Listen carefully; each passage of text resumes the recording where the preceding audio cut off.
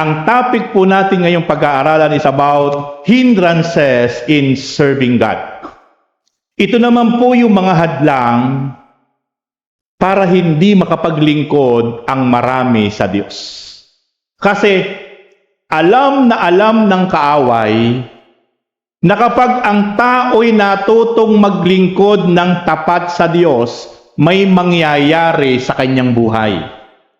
Alam ni Satan na kapag ang tao'y nagpasimula na talagang mag-decide ng buong puso, na talagang handa lang sumunod sa Panginoon, kahit napakaabala niya, kahit very busy siya, kahit very hectic ang schedule niya, pero nag-decide siya, ipaprioritize niya pa rin ang maglingkod sa Diyos. At dito po talaga magpapasimula yung pagsama ng Diyos. Kaya ayaw po ng kaaway.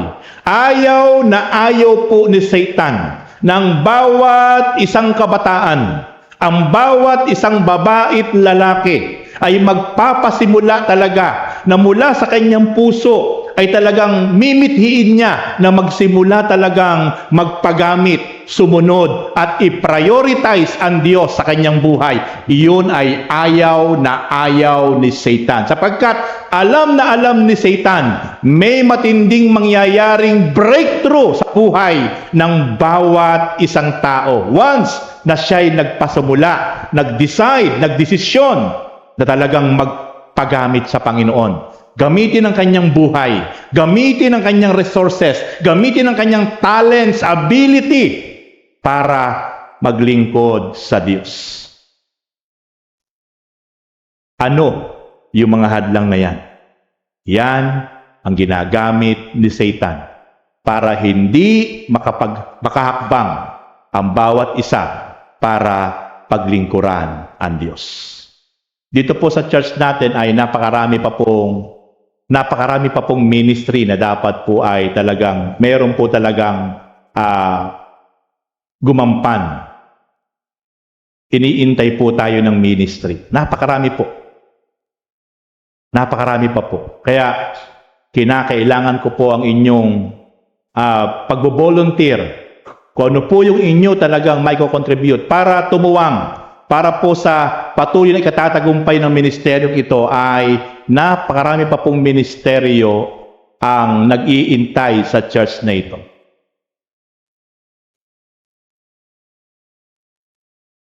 At sa oras na ito, puntahan po natin ang topic na ito na ginagamit ni Satan para pigilin, para hadlangan ang napakaraming Kristiyano para hindi mag-commit, para sumunod at maglingkod sa Panginoon.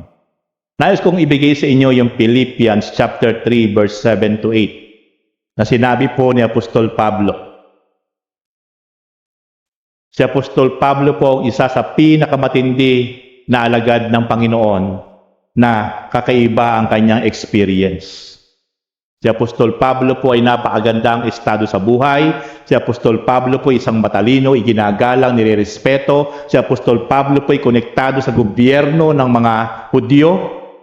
Meron po siyang isang magandang posisyon sa gobyerno at siya po ay may access sa mga leader ng gobyerno that time, mga high-ranking officer. Pero nang tinawag siya ng Panginoon para siya'y gamitin na alagad at maglingkod sa Diyos, ito po ang kanyang isang naging prinsipyo. Napakalalim ng kanyang prinsipyo sa pagsunod sa ating Panginoon. Okay, basahin po natin. Philippians chapter 3 verse 7 to 8. Ngunit dahil kay Kristo, ang mga bagay na maaari kong ibilang na pakinabang ay inari kong kalugihan. Oo, inari kong kalugihan ang lahat ng bagay bilang kapalit ng lalong mahalaga. Ang pagkakilala kay Kristo Jesus na aking Panginoon. Ang lahat ng bagay ay ipinalagay kong walang kabuluhan. Makamtan ko lamang si Kristo. Okay. himayin po natin tong ating pinaka-main text.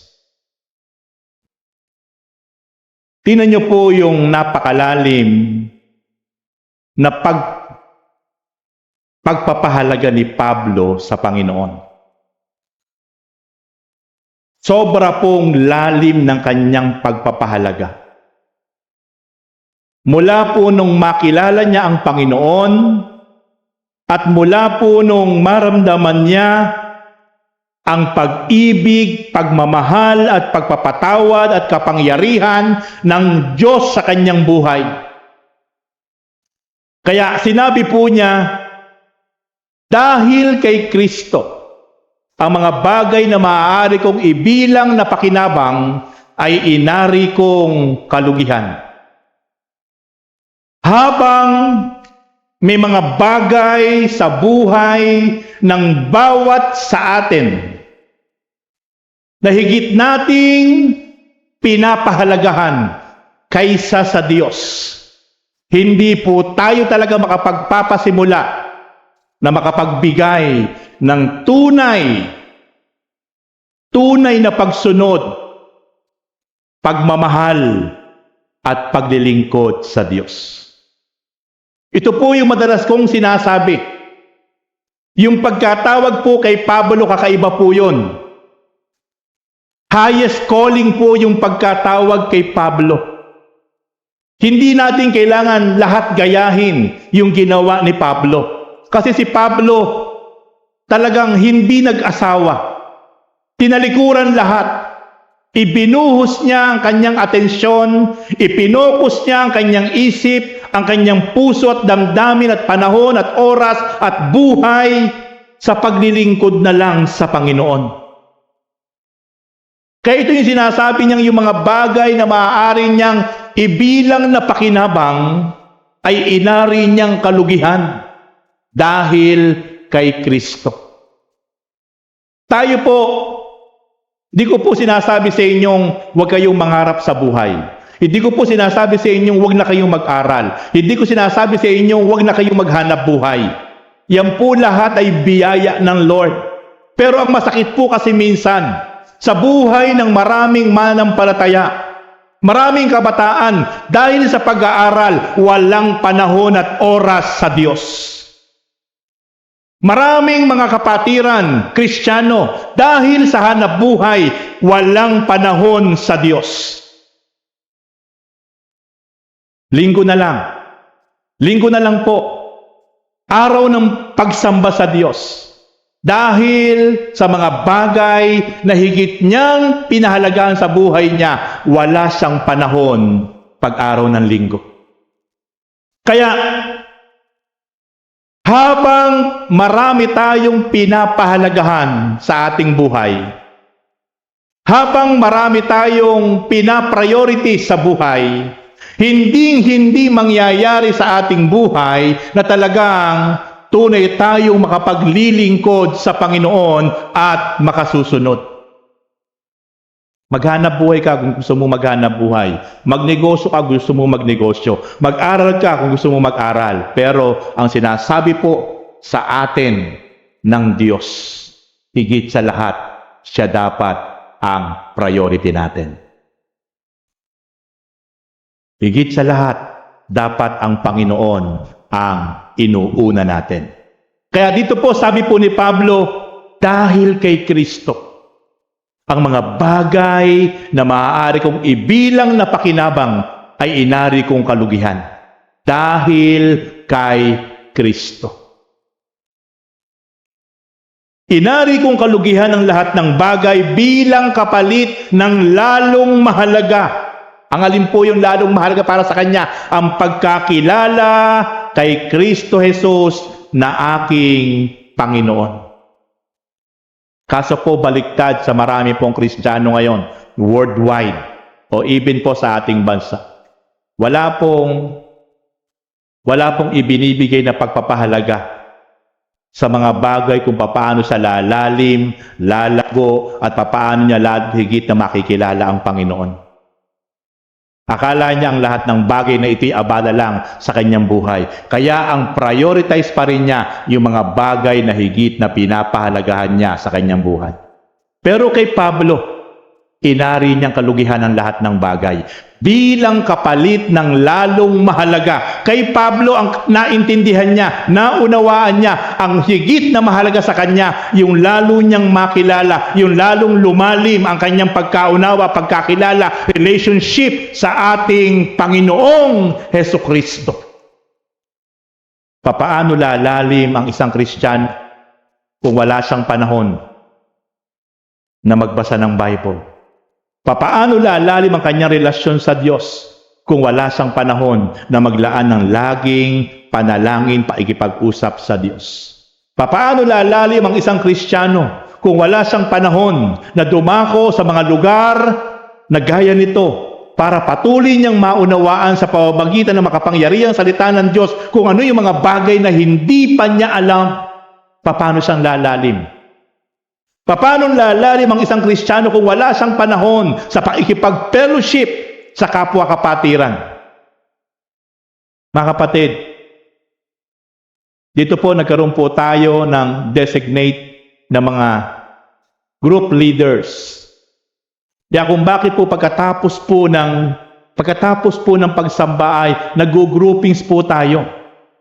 Kasi para patuloy pa po nating mapag-usapan, para patuloy pa po nating ma-express, para patuloy pa po nating makatas yung sustansya ng salita ng Diyos, mensahe ng Panginoon na napakinggan natin. Napakasarap na pagkatapos po, right on the spot, pag-uusapan natin yon. Patuloy pa po nating mapipiga yon. Patuloy pa po natin mananamnam yon, yung mensahe na pakinggan po natin. At yung po'y magdudulot patuloy ng lalim at matinding desire na patuloy pa po natin talagang sundin, mahalin, i-prioritize ang Diyos. Yung po ang bottom line po nun, kung bakit nagkakaroon tayo ng groupings pa. At yung pong mga group leaders na yan, once a week po sila po ay dinidisciple ko. Online. Lahat po ng group leaders, dinidisciple ko po yan ngayon. At pagkatapos ko po silang i-disciple, kayo naman po ang tuturuan nila. Kumbaga mula sa akin, ida-download ko sa kanila, ida-download naman po sa inyo. Bakit po ganon? Ang purpose po nun, para lalo't higit pa natin talagang makilala. Para lalo't higit pa talaga natin talagang lubos na makilala ang Panginoon sa ating buhay. Upang patuloy natin talaga siyang mahalin, ibigin, i-prioritize sa ating buhay. Kaya ito po yung sinasabi ni Pablo. Inari kong kalugihan ang lahat ng bagay bilang kapalit ng lalong mahalaga ang pagkakilala kay Kristo Jesus na aking Panginoon. Ang lahat ng bagay ay ipinalagay kong walang kabuluhan. Makamtan ko lamang si Kristo.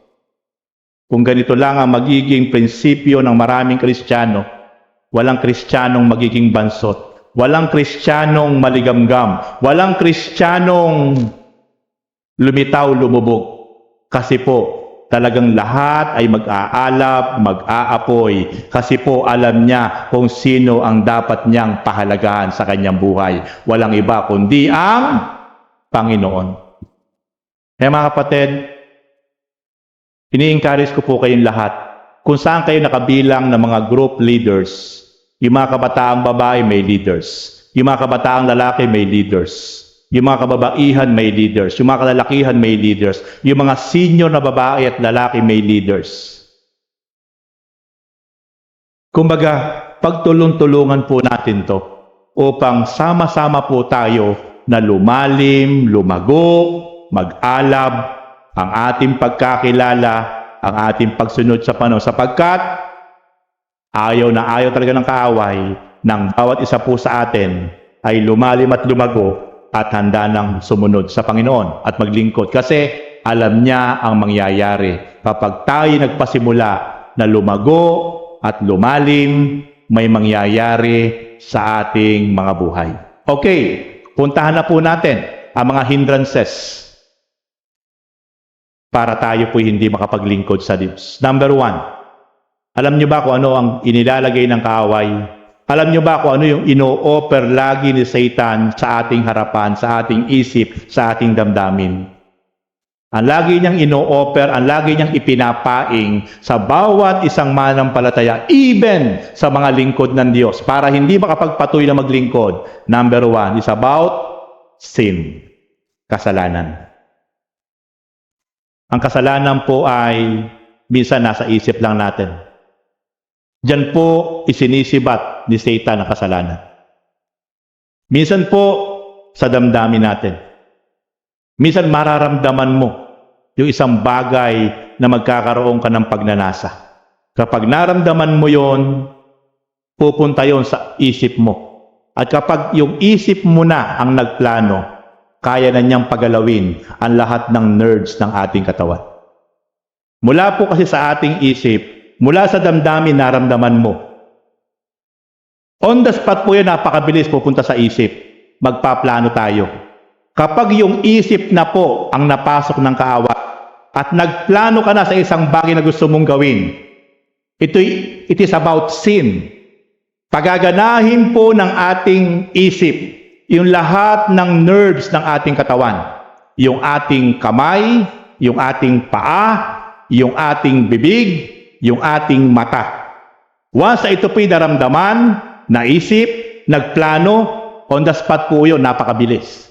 Kaya kapag tayo po ay walang matinding self-control, at kapag tayo po ay laging babad sa mga bagay patungkol sa sanlibutan, sa ninanasa ng mundo, at napakahina po ang ating spiritual level, wala tayong prayer life, wala tayong fellowship, wala tayong word of life, wala tayong ginagawa para sa Lord, napakabilis po tayo mapapasok. Actually nga po, si David, napuspos ng Espiritu ng Diyos. Si David na pinakamalapit sa puso ng Diyos.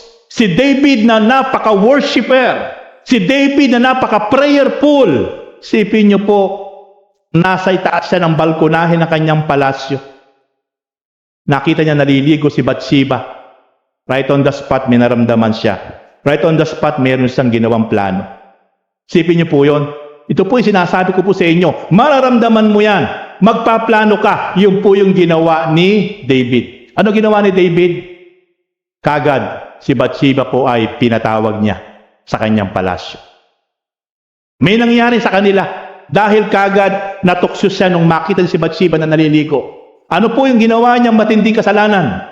Yung asawa ni Bathsheba na kanya pong 3-star general, isinuong niya sa digmaan, ipinauna niya para mapatay at pinaatras niya yung mga backup. Yun ay plano niya para masolo niya yung asawa. Ganon nakapasok ang kasalanan kay David. Si David na babad sa presensya ng Diyos. Si David na napakalapit sa puso ng Diyos. Si David na walang ginawa kundi sumamba, manalangin sa Diyos. Pero pansinin niyo po, isang kisap mata, nalaglag siya sa matinding pagkakasala. Adultery and murder ang dalawang naging kasalanan niya. Napakatindi. Kaya doon niya naranasan na iniwanan siya ng Diyos. Doon siya nagsumamo. Kaya mapapansin niyo ang aklat ng awit. Puro paghingi ng tawad, puro pagsumamo. Humihingi siya doon na gawan siya ng panibagong puso. Humihingi siya ng patawad doon. Linisin yung kanyang puso. Ibalik yung kanyang lakas, yung kanyang sigla. Kasi bakit? Iniwanan siya ng presensya ng Diyos. Listen carefully. Sa buhay natin bilang Kristiyano, kapag hindi na po natin nararanasan ang presensya ng Diyos, yan po ang pinakamalungkot na senaryo sa buhay natin. Kasi wala na pong joy. Wala na pong kasiyahan. Wala na po tayong mararamdamang kagalakan. Kasi wala na po yung nagbibigay ng tunay na galak sa atin. Walang iba kundi yung presensya ng Diyos, yung Espiritu ng Diyos na mahirap maranasan sa ibabaw ng mundo. Kaya ang laging ino-offer ni Satan, magkasala ka, matukso ka, mahulog ka sa pagkakasala. Sapagkat pag nahulog ka sa pagkakasala, iyan ang pasimula na ikaw ay mapapalayo sa Diyos. Gaya na nangyari kay David. Kaya, ang kasalanan po, pakaingatan po natin na ito po ay alipinin tayo ng kasalanan. Parang maging adiksyon na. Pakinig po kayong mabuti. Ang kasalanan po minsan ipatitikim ng kaaway. Habang magugustuhan mo. Pag nagustuhan mo na yan, uulit-ulitin mo na anumang uri yan ng kasalanan. At kapag inuulit-ulit mo na yan, ito yung sinasabi ni Pablo na bakit hindi ko maintindihan yung aking sarili. Gusto kong gawin ang isang bagay pero hindi ko magawa. Pero yung mga ayaw na ayaw kong gawin, pero siya ko nagagawa. Kasi nga po, nahulog na po sa patibong ng kaaway. Hando na po yung addiction. The spirit of addiction, hando na. Nakut ka na. Kaya napakahalaga po na maging maingat po tayo.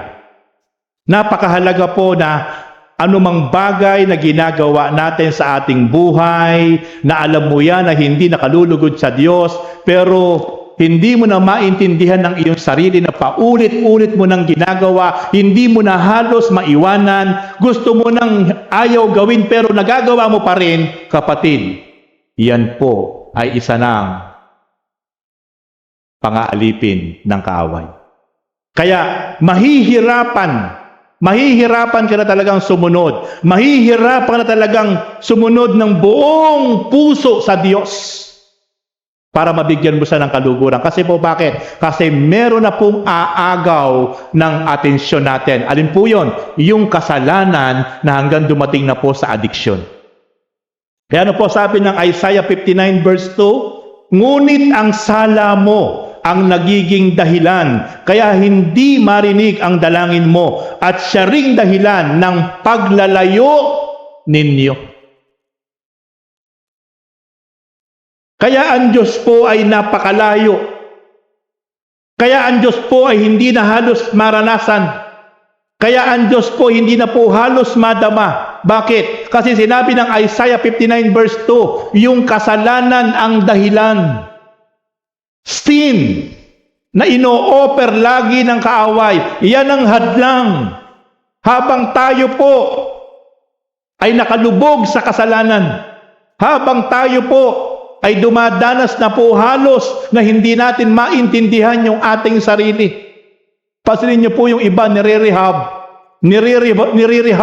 kasi po talagang hindi na po talaga kaya na baguhin yung kanyang sarili. Pero alam niyo po, pag na-rehab, nalabas uli at bumabalik na naman.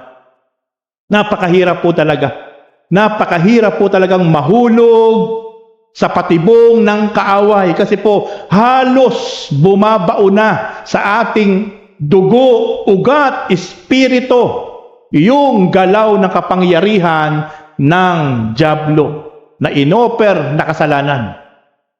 Pero, kung ang bawat isa po talaga ay tunay na magkakaroon ng matinding desire at magpapakumbaba sa Diyos, ang Diyos ang may sabi, lumapit kayo sa akin, kayong marurumi, nagkakasala, simpulaman ng iskarlata, ang inyong kasalanan, sabi ng Diyos. Isaiah chapter 1 verse 18, papuputi ko ito ng simputi ng balahibo ng tupa. Iniintay lang ng Diyos sa bawat isang tao na talagang alipin ng kasalanan ang tunay na paglapit sa Diyos, pagpapakumbaba, pagsisisi, at matinding hangarin upang patuloy talagang mag-decide na talagang iwan niya, tapusin na anumang kasalanan na umaalipin sa kanya. Sapagkat ito po ang kauna-unahang hadlang para hindi ka makapaglingkod ng tapat sa Diyos. Ikalawa, ang patuloy na pamumuhay sa kasalanan ay pumipigil sa atin pakikipag-ugnayan at tapat na paglilingkod sa Diyos. Kaya, kung meron pa po tayong mga nagagawang kasalanan, anuman pong uring kasalanan yan, panahon na po para ito po talaga ay bitawan na po natin. Talikuran na po natin sapagkat iyan ang hadlang para hindi tayo talaga makasunod, makapaglingkod ng tapat sa Panginoon. Para maranasan natin ang napakatinding gagawin ng Diyos sa ating mga buhay. Second point na hindrances sa ating pagsunod sa Panginoon. Love for the world. Yung pag-ibig sa sanlibutan. Yung pag-ibig sa mga bagay sa mundong ito.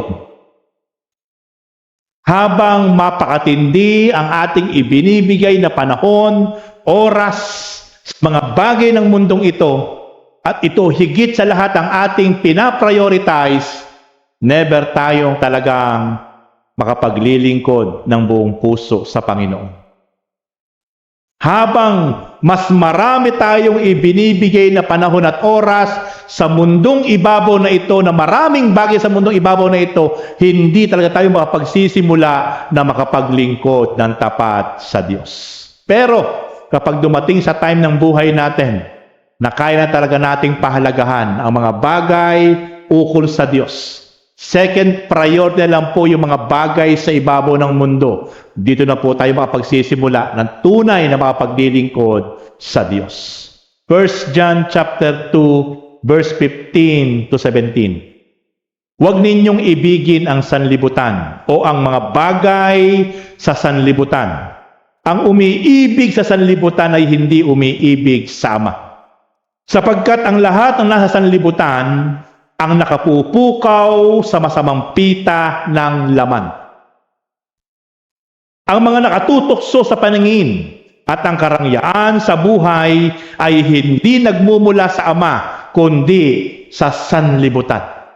Mapaparam ang sanlibutan at lahat ng kinahuhumalingan nito, ngunit ang sumusunod sa kalooban ng Diyos ay mabubuhay magpakailan paman. Kata niyo po, yung merong eternal, yung merong forever, yung mga sumusunod, yung mga naglilingkod sa kalooban ng Diyos. Sila po yung may eternal, may forever. Pero yung mga bagay sa sanlibutan, pansamantala lang. Pansinin niyo po mga kapatid, yung mga bagay na nasa sanlibutan, ito yung nakapupukaw ng masamang pita. Ito yung ginagamit ng kaaway para katuksuhin, para ka magkasala. Kaya pag hindi po natin na-manage ng tama yung mga bagay na hinahangad natin, bakit mo ba hinahangad yan? Ano ang hangarin mo? Bakit hinahangad mo yan? Pero kung bakit mo hinahangad ang isang bagay, ito ikinekare off mo sa Diyos, yun ang maganda. Pero kung hinahangad mo ang isang bagay para lang ating ipagmapuri, para lang nating ipagmayabang, ito po ay hindi nagiging kalugod-lugod sa Diyos. Kaya, mapapansin po natin, yung mga taong nahumaling sa mga bagay ng mundo, wala na po nagiging kasiyahan. Wala na po si nagiging kasiyahan. Nakalulungkot sa ating gobyerno, ngayon ang pinag-uusapan na po na kinukurakot ay hindi na po milyon, bilyon na po ang pinag-uusapan. Nakalulungkot. Ang gobyerno po ng ating bansa ay kailangan po talaga magkaroon ng matinding restoration. Can you imagine ang pondo po ng DPWH na araw-araw ay 1 bilyon isang araw. Everyday, 1 billion ang pondo nila para lang po sa mga flood control. Pero ang nangyari po, napatunayan po nitong huling mga bagyo ay lumubog po halos ang lahat ng panig ng ating bansa. Na ipinagmamalaki po ng ating Pangulo na merong halos libo-libong mga flood control sa buong Pilipinas na pinondohan ng trilyong halaga. Pero nagulantang siya nung mismong ang buong Pilipinas ay napalubog ng huling bagyo. At ngayon po ay nagkakaroon po ng investigasyon. Na ngayon po ay salamat sapagkat unti-unti lumulutang ang katiwalian sa DPWH pa lang po yan. Isang sangay pa lang po ng gobyerno yung pinag-uusapan. Napakarami po niyan. Kaya ito po yung sanhi kapag ang tao po ay walang panahon sa Diyos. Kapag ang tao po ay walang takot sa Diyos. Kapag ang tao po'y nakapokus sa mga bagay sa mundo, na ito yung kanyang pinapahalagahan, mahuhook siya ng kasalanan. At kapag nahook siya ng kasalanan, pansinin niyo po, ito po sa bandang huli ay magdudulot sa kanya ng kapighatian. Ulitin ko po, mapaparam ang sanlibutan. Lahat ng kinahuhumalingan ng mga tao sa ibabaw ng mundo, sabi ng Diyos, mawawala yan. Lilipas yan. Pero, yung mga taong sumusunod sa kalooban ng Diyos, ito ay mabubuhay magpakailan paman.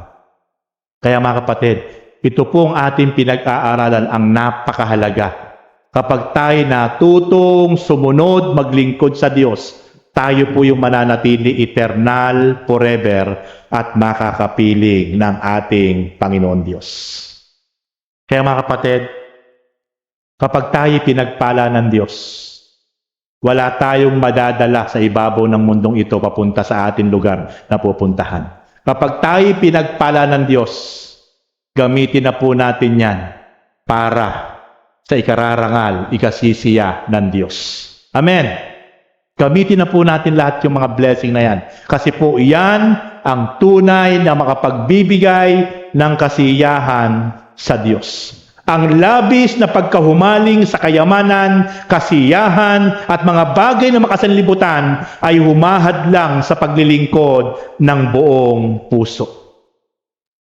Kapag tayo sobrang nahumaling sa yaman ng mundo, kapag tayo sobrang nahumaling sa kasiyahan na pangmundo, kapag tayo sobrang nahumaling sa mga bagay na makamundo, iyan ang makapaglalayo sa atin sa ating paglilingkod ng buong puso sa Diyos. Kaya patuloy po nating ibigay yung ating oras, panahon para patuloy nating mapaglingkuran ang Diyos na buhay ng tapat at wagas, sapagkat ito ang tinatawag na makapagbibigay sa atin ng eternal forever. Last point. Ikatlong bagay na ginagamit ng kaaway para hindi tayo makapaglingkod sa Diyos. Being busy with the things of life. Yung pagiging abala sa mga bagay ng buhay. Kapag dumating sa point ng buhay ng bawat isa po sa atin, na tayo po'y masyadong nagiging abala sa mga bagay ng buhay natin, na walang konektado sa kalooban ng Diyos, iyan po ang matinding hahadlang sa atin para hindi tayo makapaglingkod ng buong katapatan at buong puso sa Diyos. Kung meron po tayo dapat maging kaabalahan, kung meron po dapat tayo maging abala sa ating buhay, dapat maging abala tayo sa mga bagay para sa gawain para sa Panginoon Diyos. Kasi yan po ang patuloy pong makapagpapaalam, makapagpapalalim ng ating relasyon at paglilingkod sa Diyos. Pero kapag nagpasimula po tayo naging abala sa maraming bagay, kakainin po tayo ng kaabalahan sa maraming bagay sa buhay natin, na halos wala na tayong oras, wala na tayong panahon sa maraming bagay. Yan po ang magiging dahilan ni mag-pray, ni magbasa ng Bible, hindi makipag-fellowship, wala na ka na magiging oras. Bakit po? Sapagkat kinain ka na ng kaabalahan sa maraming bagay sa buhay mo. Dapat meron tayo laging ibinibigay na prioritize sa Diyos. Dapat always priority ang Diyos sa buhay natin. Kahit gaano tayo kaabala, kahit gaano tayo kabisi, dapat higit sa lahat ang pinagpopokusan lang natin na tuon at panahon at oras ay ang Diyos at ang Kanyang kalooban.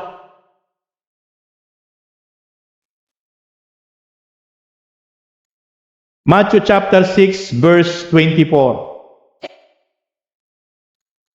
Walang makapaglilingkod ng sabay sa dalawang Panginoon, sapagkat kapopuotan niya ang isa at iibigin ang ikalawa.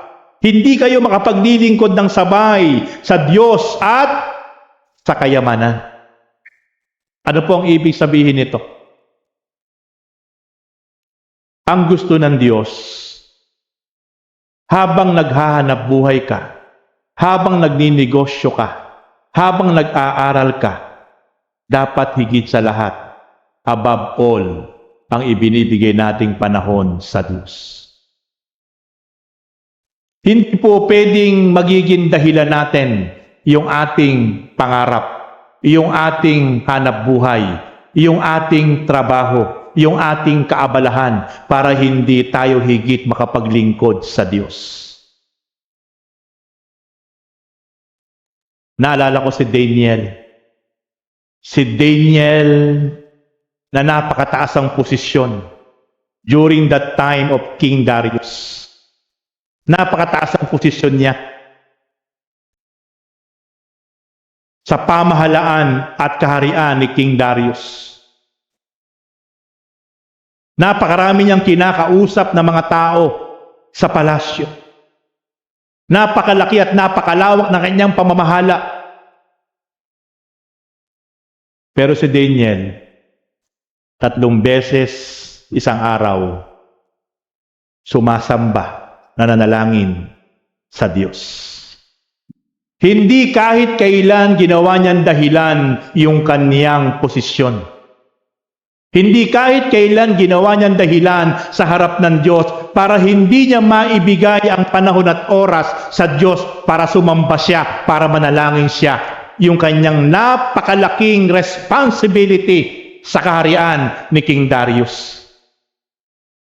Pagkos consistent yon, 3 times a day, kung siya'y sumamba, kung siya'y magpatira pa, kung siya'y makipag-usap through prayer sa Diyos. But I said to say, ang maraming Kristiyano ngayon, linggo na lang magbibigay ng panahon at oras, ang napakaraming dahilan. Nakalimutan niya yung hanap buhay niya ngayon na pinag-iingatan. Nakalimutan niya yung hanap buhay niya na yan ay sa Diyos galing. Nakalimutan niya yung kanyang karunungan bilang isang estudyante ay sa Diyos galing. Nakalimutan niya yung kanyang kalusugan, yung kanyang lakas ay sa Diyos galing. Dahil araw-araw siya, minu-minuto, oras-oras, iniingatan ng Diyos. Linggo na lang, wala pang panahon sa Diyos. 2 oras na ibibigay every Sunday. Napakaraming Kristiyano, walang panahon sa Diyos. Paano makapaglilingkod? Kung linggo na lang, every Sunday 2 hours lang o 2.5 hours lang ang ibibigay ay hindi maibigay sa Diyos. Paano pa makapaglilingkod sa Diyos? Kaya sabi nga po ng Bible, Matthew 6:24, walang makapaglilingkod ng sabay sa kayamanan o sa Diyos. Sapagkat iibigin niya ang isa at kapopuutan ang isa. Hindi po pwedeng sabay. Ang dapat meron kang ipaprioritize. Hindi ka makapaglilingkod, hindi ka makapag-aaral, hindi ka makapagninegosyo, hindi ka makapaglilingkod ng sabay. Dapat merong isa kang ile-level up At yun dapat ang ipaprioritize mo. Habang naglilingkod ka sa Diyos, kasabay ang iyong paghahanap buhay. Habang naglilingkod ka sa Diyos, kasabay ang iyong pag-aaral. Habang naglilingkod ka sa Diyos, kasabay ang mga gawain ginagawa mo. Hindi po pwedeng sabay. Yun ang sinasabi ng Panginoon. Kailangan merong isa na nakaangat at walang iba yun, kundi ang Diyos na makapangyarihan sa lahat. Pero ang masakit, ang prioritize hanap buhay, ang prioritize mga gawain, ang prioritize pag-aaral, ito lang ang Diyos. Hindi po pwede pong ganon. Kasi nga po, iibigin yung isa, ise-set aside yung isa. Kaya po ang Panginoon na ise-set aside. Kaya po ang Panginoon lagi na iuhuli. Pero kapag inuna natin ang Diyos sa ating mga pangarap sa buhay, kapag lagi nating inuuna ang Diyos sa ating mga ginagawa sa buhay, tandaan nyo ang pangako ng Diyos. Unahin nyo lang ako. Unahin nyo lang akong hanapin ang aking kaharian at kalooban. Sabi ng Diyos, kapag inuna nyo ako, kapag nakita ko mula sa puso nyo, mula sa isip nyo, mula sa buhay nyo, na talagang ako ang pinaprioritize nyo, sabi ng Diyos, lahat ng inyong pangangailangan, idaragdag ko sa inyo. Kaso, baligtad. Maraming Kristiyano, linggo ngayon, maghahanap buhay muna ako. Mauunawa naman ako ng Diyos. Wala po tayong mababasa sa Bible na kapag linggo o para sa Lord, inuuna mo hanap buhay, ang Lord gagalaw sa buhay natin. Ang sinabi ng Diyos, unahin nyo akong hanapin. Unahin nyo akong hanapin. Unahin nyo akong sundin. Unahin nyo akong paglingkuran at pagpapalain ko kayo 10 ng inyong mga mahal sa buhay. Church, ito ang dahilan kung bakit hindi tayo makapaglingkod sa Diyos. Kasalanan, pag-ibig sa mga bagay sa sanlibutan, at yung huli ay kaabalahan sa maraming bagay. Nawa, ang Jesus Christ, the Freedom and Highly Favored Church ay patuloy na higit sa lahat.